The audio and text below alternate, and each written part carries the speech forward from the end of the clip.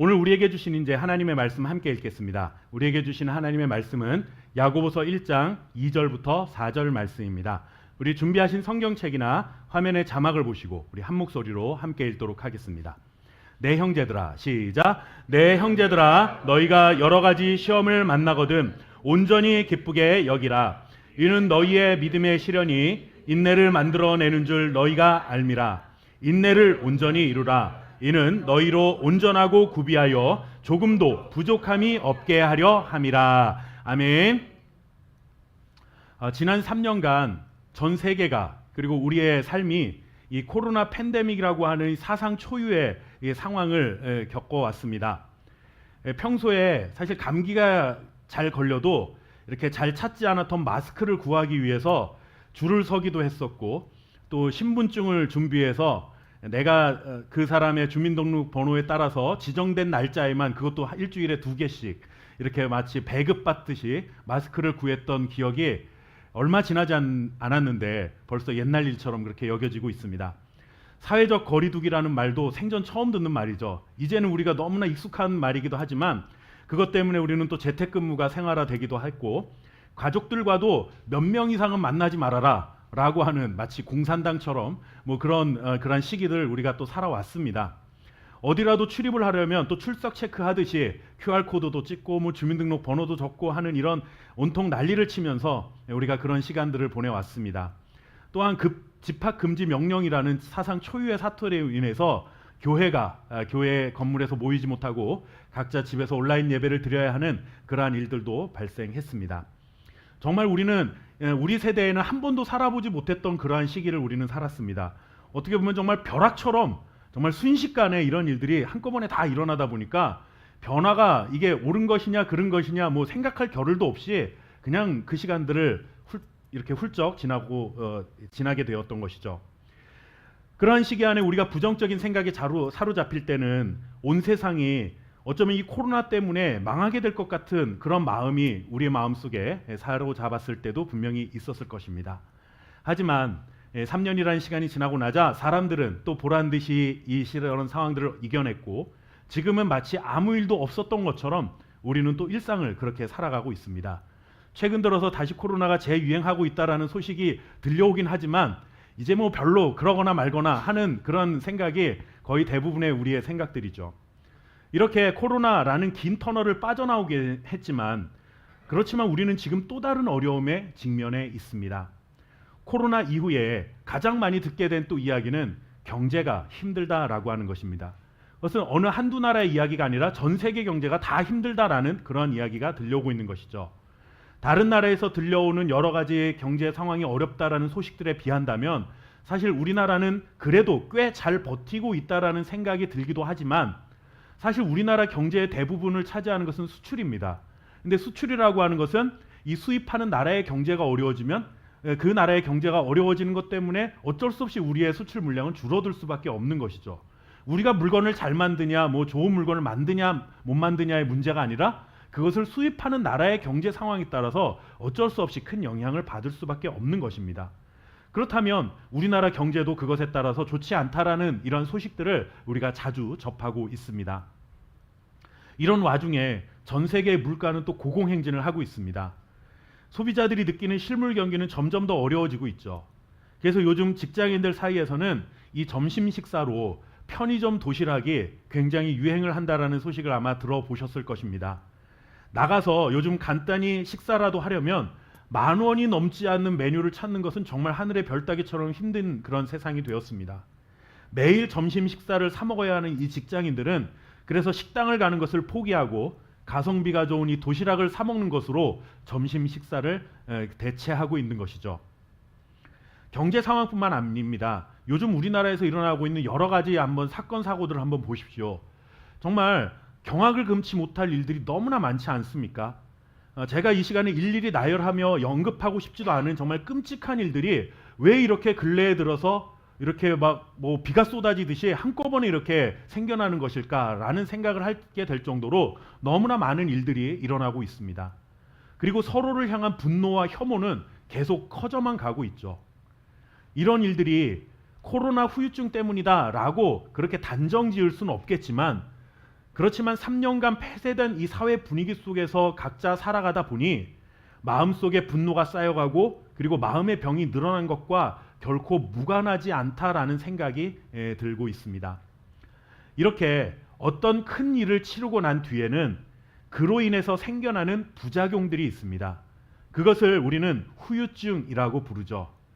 코로나라는 긴 고난의 터널을 빠져나오기는 했지만 그런 큰 일을 겪으면서 생겨난 후유증이라고 하는 또 다른 터널을 우리는 만난 것이나 다름없는 현실을 살아가고 있습니다. 이제야 어둠의 터널을 다 지나왔다 하고 아이고 이제 다행이다 라고 한숨을 쉴만 했는데 또다시 새로운 터널을 만나게 되니 언제까지 또 어둠의 시간을 견뎌내야 하는가 하는 이 두려움이 우리의 마음속에 생겨나기 시작할 수 있는 그런 시기입니다. 이런 것을 보면 우리의 인생은 정말로 생각지도 못했던 그리고 우리가 전혀 계획하지 않았던 여러 가지 고난의 문제들이 끊이지 않고 다가오는 것이 우리의 삶이다라는 것을 우리가 깨닫게 됩니다.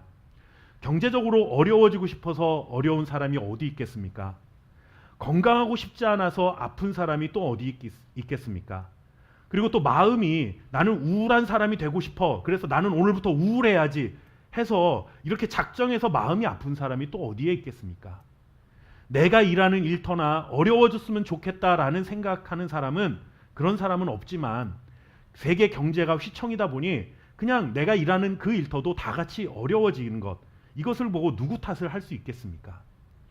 가지 많은 나무 바람 잘 날 없다라는 우리 옛 속담이 있죠. 그런데 요즘에는 솔직히 가지도 많지 않습니다. 아이들 얼마 낳지도 않는 그런 시대가 되어서 가지도 별로 많지 않은데 문제는 바람 자체가 많아지고 더 거세진 것 같다라는 그런 생각이 드는 그런 세상이 우리가 지금 살고 있는 이 세상입니다. 이런 인생의 고난과 시련, 여러 가지 삶의 고민들을 성경에서는 뭐라고 표현하냐면 시험이라는 단어로 표현하고 있습니다.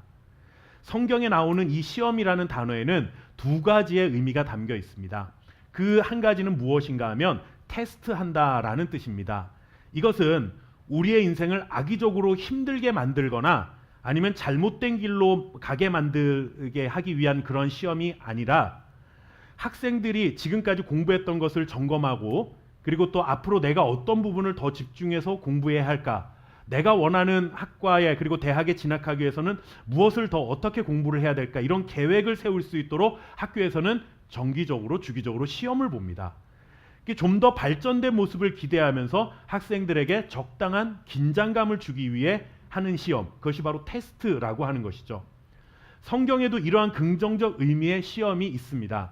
가장 대표적인 것이 아브라함에게 하나님께서 어느 날 하나밖에 없는 그 아들을 이삭을 나에게 제물로 바쳐라 라고 했던 이 시험이었습니다.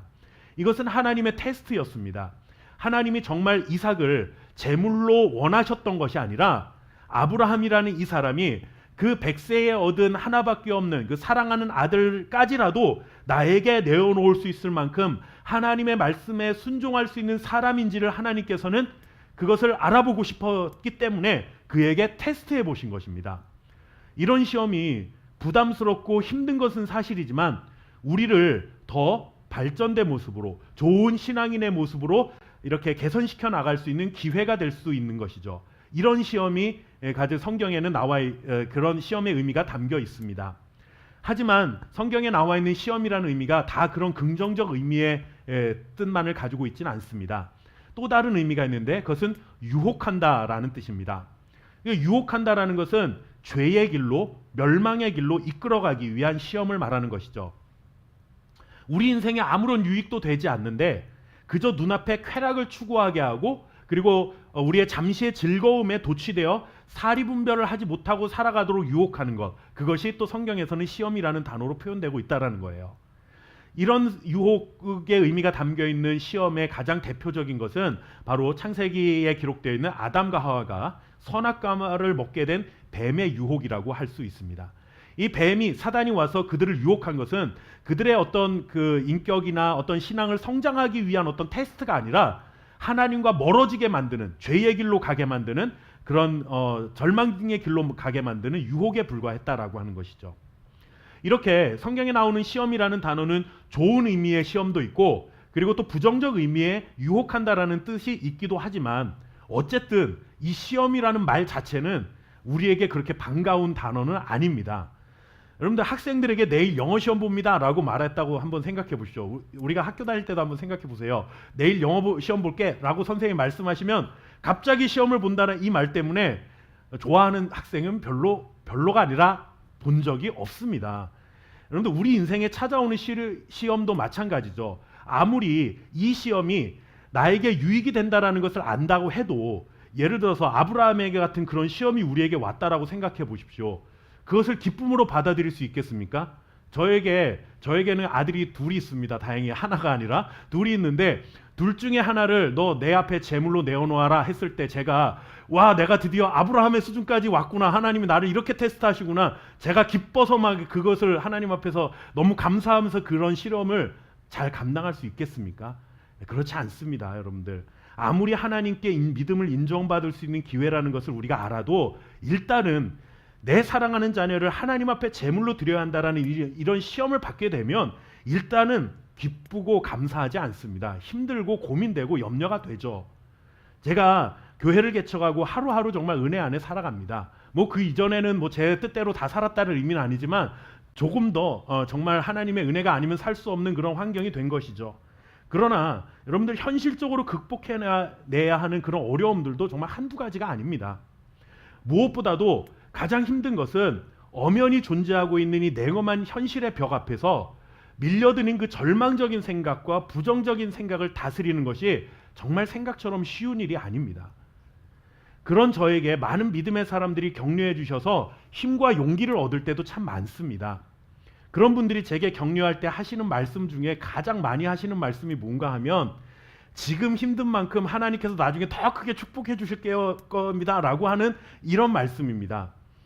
물론 하나님의 그 신실하신 사랑을 저도 신뢰합니다. 그런 하나님의 은혜를 기대하고 있기 때문에 제가 지금도 목회 현장에 있는 것이죠. 그런데 때로는 이런 마음도 듭니다. 아니 이제 그만 좀 어려워도 되니까 충분히 어려웠으니까 이제는 교회가 좀 든든히 세워지고 안정되고 이것저것 좀 그럴듯하게 갖춘 교회로 성장해서 어느 날 누가 우리 교회에 오더라도 좀 교회다운 모습을 느낄 수 있는 그런 교회 됐으면 좋겠다는 마음이 제 안에 드는 것이죠. 그날이 언제 올지도 모르는 그 때와 시기를 우리가 하나님을 믿는 믿음으로 기다리기는 하지만 여러분들 그런 하나님 일들을 이루실 하나님을 신뢰하지만 그럼에도 불구하고 이때가 그 때를 준비하기 위한 실현의 때니까 인내해도 됩니다라는 말을 들을 때는 그렇게 사실 위로가 안 될 때도 솔직히 있습니다. 예. 혹시 이런 말을 또 누가 설교 중에 들으시고 그런 말조차도 안 하시면 제가 또 낙심할 수 있으니까 그럴 때도 있다라는 말씀을 드리려고 하는 것입니다.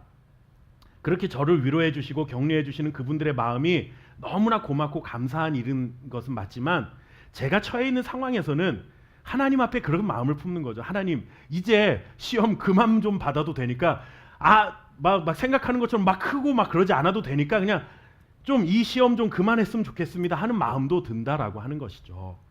이게 누구나 같은 마음 아니겠습니까? 여러분들 세상 어느 누가 긍정적 의미의 시험이라고 해서 좋아하겠습니까? 그 시간이 길어지는 것을 가지고 감사하면서 야 내가 얼마나 크게 쓰임 받으려고 정말 이렇게 고난의 때만 보내는 것일까 라고 누가 즐거워할 수 있겠습니까? 여러분들 이 시험이라는 말과 기쁨이라는 말은 전혀 어울리지 않는 이 두 단어의 조합입니다. 그런데 오늘 우리가 읽은 성경 말씀에 보시면 이 어울리지 않는 두 가지 말씀이 이렇게 기록이 되고 있습니다. 하나님 말씀이죠. 시험을 만나거든 기뻐하라. 여러분들 정말 어울리지 않는 말씀이 등장하고 있지 않습니까? 시험을 만났으니 슬퍼하라 이래야 되는 게 우리의 상식에 맞는 말이잖아요. 그런데 오늘 제가 정한 설교 제목을 한번 보세요. 솔직히 여러분들 설교 제목을 보시면 말이 되는 말입니까 이게? 더할 나위 없이 기쁜 시험. 하나님이 주신 이 야고보서 말씀보다 한술 더 떠서 그냥 시험을 만나면 기뻐하라가 아니라 더할 나위 없이 기쁜 시험이라뇨. 여러분들 말이 안 됩니다. 이거 솔직히. 시험은 일단 부담스럽고 여러분들 괴롭고 힘들고 고통스럽기까지 한 것이 이 시험입니다. 기쁘지 않습니다. 하나도. 시험에서 기쁜 것이라고는 하나 딱 있죠. 아 오늘 시험 끝났다. 그것도 시험의 결과가 나오기 전까지만 그렇습니다. 또 시험의 결과가 내가 원하는 만큼 안 나오면 또 우리는 괴롭습니다. 시험은 하나도 안 기쁜 게 사실입니다. 그런데 왜 하나님께서는 우리에게 이 말도 안 되는 요구를 하고 계신 것일까? 한 번쯤은 좀 생각해 봐야 되지 않을까요? 하나님은 우리를 그렇게 사랑하신다고 하는데 우리가 도저히 할 수 없는 이런 무자비한 요구를 하시는 이유가 도대체 뭐냐라는 겁니다. 이것은 이 말씀을 우리가 잘 이해해야 됩니다. 여러분들 기쁘지도 않은데 억지로라도 기뻐해라 라는 말씀으로 우리가 오해하는 경우가 참 많습니다. 우리가 이런 말씀들을 볼 때마다 자꾸 그런 식으로 해석을 하는 거죠. 아, 하나도 안 기쁘지만 그래도 억지로라도 기뻐하라는 하나님의 뜻이로구나. 이런 식으로 우리가 이런 말씀을 이해합니다. 그러니까 지난주 말씀에서도 제가 나누었지만 억지로 그걸 하다 보면은 여러분들 물론 이겨내는 그런 순간들도 있기는 하지만 언제까지 우리가 억지로만 그렇게 신앙생활을 할 수가 있겠습니까? 예를 들면 이런 것입니다. 할아버지가 손주를 보면서 너무 사랑스러워서 용돈을 주려고 하는데 그냥 줄 수도 있지만 이렇게 말씀하십니다. 요 앞에 편의점 가서 너 이것 좀 사와라 라고 심부름을 시킵니다. 그러면서 할아버지 마음속에는 이 심부름을 시킬 때 다녀오면 용돈을 잘했다고 칭찬하면서 칭찬도 해주고 용돈도 줘야 되겠다라는 마음을 지금 가지고 있는 거예요.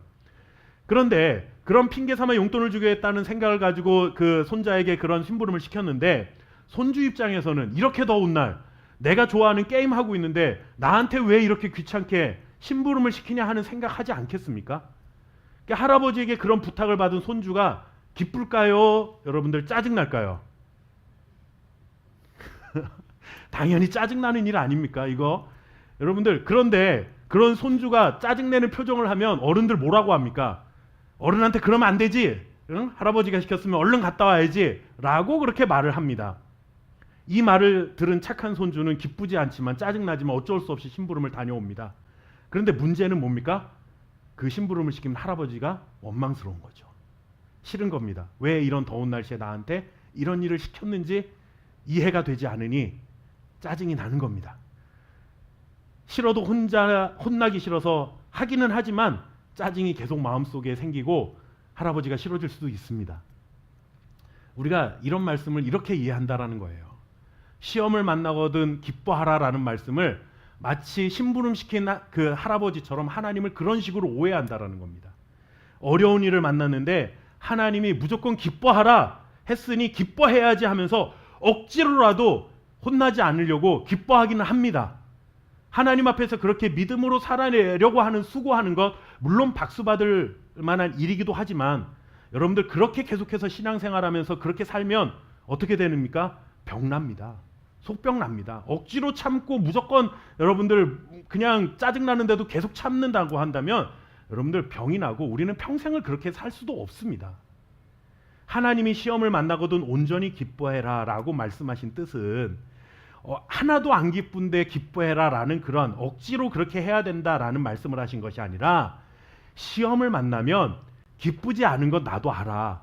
그렇지만 시험을 만났을 때 기뻐해야 할 이유가 있기 때문에 너희에게 기뻐하라라고 지금 말씀하는 거야 라고 그렇게 말씀하시는 그런 성경 말씀인 것입니다. 시험을 만났으니 억지로 기뻐해라 명령하신 것이 아닙니다. 하나님을 그렇게 무자비하고 그리고 억지스러운 분이 아닙니다. 하나님을 우리가 그렇게 오해해서도 안 되고 하나님을 그런 분으로 우리가 만들어서도 절대로 안 됩니다. 이 말씀은 너희가 시험을 만나면 기쁘지 않은 건 나도 알지만 그래도 이 시험에는 분명한 목적과 이유가 있기 때문에 너희가 그것을 안다면 너희가 기뻐할 수밖에 없을 거야 라고 지금 우리에게 말씀해 주고 있는 것입니다. 그러니까 이것은 시험을 만나면 기뻐해라 라는 명령이 아니라 시험을 만나면 기뻐해야 할 이유를 내가 지금부터 설명해 줄게 라는 하나님의 자세한 이야기인 것입니다. 자비하신 음성인 것이죠. 하나님이 우리에게 전혀 기쁘지도 않은 시험을 주시면서 기뻐하라 말씀하신 그런 이유가 무엇일까요? 우리가 읽었던 본문 말씀을 다시 한번 좀 읽어보도록 하겠습니다. 야고보서 1장 3절과 4절 말씀입니다. 우리 함께 읽겠습니다. 이는 시작. 이는 너희의 믿음의 시련이 인내를 만들어내는 줄 너희가 알미라. 인내를 온전히 이루라. 이는 너희로 온전하고 구비하여 지금도 부족함이 없게 하려 함이라. 아멘. 시험을 통해서 여러분들 우리에게 하나님이 세우신 계획이 있는데 목적이 있는데 그게 뭐냐면 우리를 온전하고 구비하여 조금도 부족함이 없는 사람으로 내가 너를 만들 거야 라고 하는 하나님의 목표가 이 말씀 속에 담겨 있습니다. 평생을 살아도 솔직한 얘기로 부족하고 누추하고 연약하고 모자란 것 투성이인 그런 나를, 우리들을 온전하고 조금도 부족함이 없는 사람으로 만드시겠다라고 하는 이 얼마나 감격스럽고 가슴 벅찬 그런 메시지가 아닐 수 없습니다. 이게 어디 여러분들 가능하기나 한 말씀입니까? 우리가 우리 스스로를 누구보다도 잘 알지 않습니까? 우리가 아무리 노력해도 우리의 부족함이 다 사라지고 아무것도 연약함이 없는 완전하고 온전한 사람이 될 수 없다라는 것을 다른 사람이 아니라 내 자신이 나를 너무나 잘 알고 있습니다. 우리는 그런 사람이 될 수 없다라는 것을 너무나 잘 알고 있지 않습니까? 하나님이 우리를 몰라도 너무 몰라서 이런 말도 안 되는 허무맹랑한 계획, 목표를 세우신 것일까라는 그런 궁금증이 생기는 것이죠. 그런데 여러분들, 하나님을 그렇게 어리석은 분으로 만들어서는 안 되지 않습니까? 또 그게 아니라면 하나님은 절대로 되지도 않는 일을 공수표처럼 약속을 남발하시는 것일까요? 그것 또한 그렇지 않습니다. 하나님의 능력을 우리는 무시해서도 안 됩니다. 만약에 이 말씀이 우리 스스로가 내가 이 시험을 통해서 내가 온전한 사람이 되어야 되겠다 결심한 것이고, 다른 사람에게 내가 이 시험을 통해서 내가 온전한 사람이 될 거야 이렇게 약속을 한 것이라고 한다면, 우리 스스로가 한 약속이라고 한다면 이것은 어리석은 계획이요, 그리고 능력이 없으면서 떠들기만 한 것이 분명합니다. 그러나 여기서 중요한 것은 이 말씀이 하나님의 말씀이요, 하나님의 계획이요, 하나님의 목표라는 사실에 주목해야 될 필요가 있습니다. 하나님의 계획은 여러분들 반드시 이루어집니다. 여러분들, 하나님의 의지가 담겨 있는 것입니다. 전능하신 능력으로 반드시 이루실 것이라는 확실한 약속이 바로 여기에 담겨 있습니다. 우리의 약속과 계획은 성취되지 않을 수도 있습니다. 우리가 엄마한테 다음 시험에는 내가 꼭 100점을 받을게요 라고 하는 게 이루어질 수도 있지만 못 이룰 수도 있습니다. 최선을 다했음에도 불구하고 그 100점이라고 하는 목표에 도달하지 못할 수도 있는 것이죠. 우리의 약속은 언제나 불완전한 것입니다. 우리가 약속했다고 해서 100% 이루어지는 것은 절대로 없습니다. 그러나 하나님은 다르죠. 하나님은 한 번 말씀하셨다, 하나님이 한 번 약속하셨다라고 하는 것은 그것은 반드시 이루어지고야만은 100% 결과가 보장된 약속이라는 사실을 우리는 반드시 믿어야 할 것입니다. 하나님은 그래서 우리에게 시험을 만났을 때 기뻐하라고 말씀하신 겁니다. 시험이 기쁘기 때문에, 아니면 기쁘지 않지만 억지로 기뻐해라 명령하신 것이 아니라, 시험 안에는, 내가 너에게 준 시험 안에는 이러한 목적이 있기 때문에 시험을 만났을 때 기쁘진 않지만 우리가 궁극적으로는 기뻐할 수밖에 없을 거야 라고 지금 말씀하시는 거예요. 왜냐하면 다른 사람은 모르겠지만 이 시험지를 나에게서 받아든 너를 하나님이, 내가 전능하고 모든 계획을 이룰 수 있는 내가 너를 온전하고 부족함 없는 그런 사람으로 내가 반드시 만들고야 말겠다라고 하는 하나님의 강력한 의지와 하나님의 목표가 이 말씀 속에 약속되어 있는 것입니다. 그렇기 때문에 시험을 만나면 기뻐해라라고 말씀하신 것입니다. 온전한 사람이 구체적으로 어떤 사람을 말씀하시는 것인지는 아직까지 야고보서 말씀 속에는 등장하고 있지 않습니다.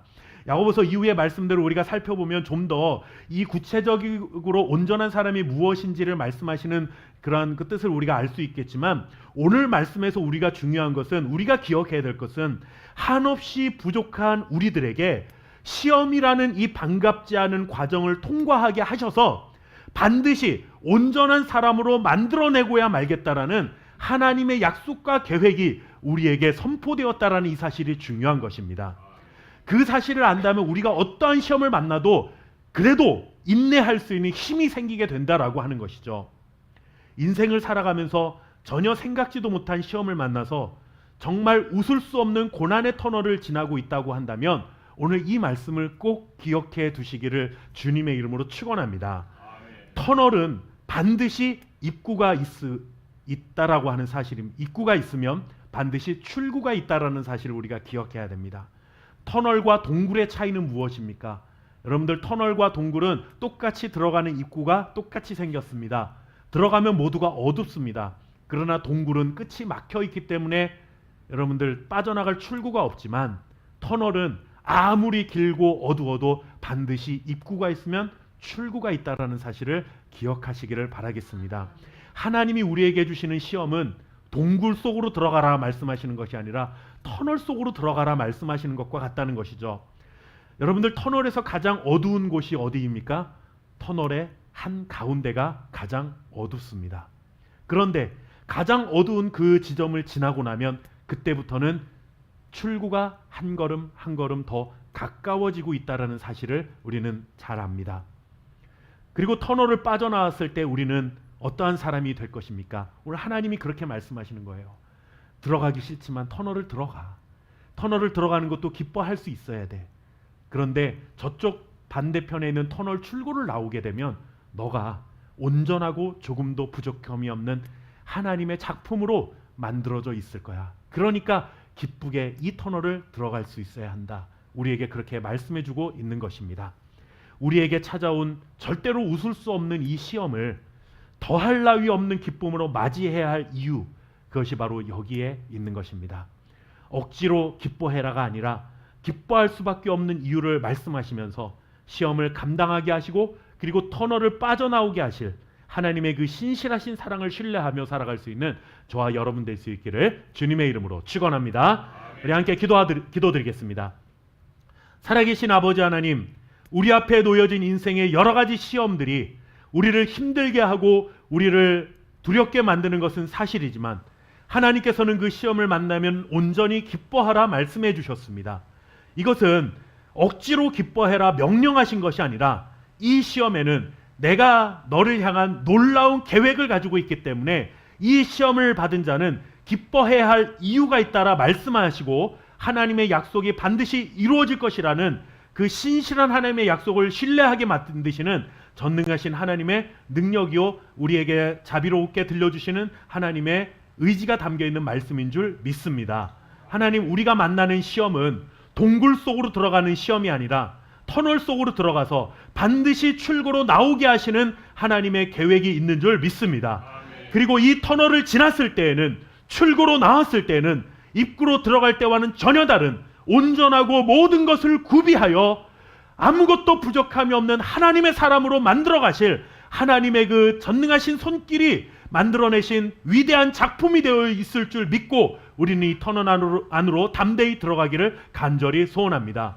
하나님이여, 우리가 낙심하지 아니하도록 도와주시옵시고 우리의 삶을 하나님의 전능하신 능력의 손으로 붙잡아 주셔서 터널의 가장 어두운 지점인 가장 한가운데서도 우리와 함께 하시는 하나님으로 인하여 감사하게 하시고 또 소망을 가지고 출구를 향해 또 다른 한 걸음을 내디딜 수 있는 하나님의 사람들이 될 수 있도록 주여 은혜를 내려 주옵소서. 이번 한 주간도 그러한 믿음으로 살게 하옵소서. 세계 경제가 어려워져도 하나님 반드시 우리를 출구로 인도해 주실 줄 믿습니다.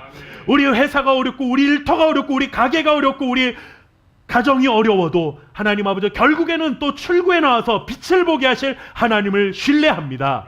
지금 내 아이의 건강이 가장 연약하고 힘들고 마음이 너무나 힘들고 어려운 시기이지만 결국에는 터널의 출구로 나오게 하셔서 정말로 온전하게 만드실 그 하나님 앞에 찬양하며 감사하게 하실 하나님의 능력을 사모합니다. 하나님, 그 은혜를 간절히 사모하며 날마다 인내함으로 온전함을 구비하여 나갈 수 있는 주의 사람들 될 수 있도록 주여 축복해 주옵소서. 오늘도 이러한 우리에게 소망과 거룩한 약속을 허락해 주신 하나님께 감사함으로 또 구별하여 예물을 드립니다. 예물이 사용되는 곳마다 하나님의 놀라운 역사와 축복이 일어날 수 있도록 도와주시옵시고 또 하나님, 우리의 삶에 정말로 부족한 것 없이 채워주시는 하나님의 놀라운 풍성케 하시는 은혜가 우리의 삶 가운데 넘쳐날 수 있도록 주여 함께하여 주옵소서. 감사드리며 살아계신 예수님의 이름으로 간절히 기도하옵나이다. 아멘.